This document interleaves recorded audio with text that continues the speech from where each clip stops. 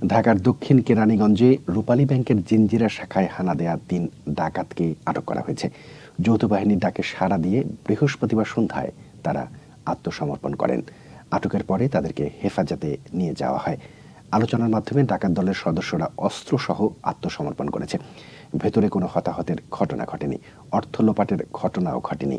আটক হওয়া ৩ জনের বয়স ২০ থেকে ৩০-এর মধ্যে। এ সময় তারা ৩টি দেশীয় অস্ত্র জমা দেয়। পরে পুলিশ জানায় অস্ত্রগুলো খেলনা। এর আগে বেলা ২টার দিকে ব্যাংকটিতে ডাকাত দল হানা দেয়। ভবনটির ২য় তলায় ব্যাংকে প্রবেশের পরপরই নিচ তলায় বিভিন্ন ব্যবসায়ী ও দারোয়ান ডাকাতদের উপস্থিতি টের পায়। তখন ব্যাংকে প্রবেশ ও বের হওয়ার দরজাটি বন্ধ করে দেয়। অন্যদিকে ব্যাংকের মধ্যে থাকা কর্মকর্তা, কর্মচারী ও গ্রাহকদের জিম্মি করে রাখেন ডাকাতরা।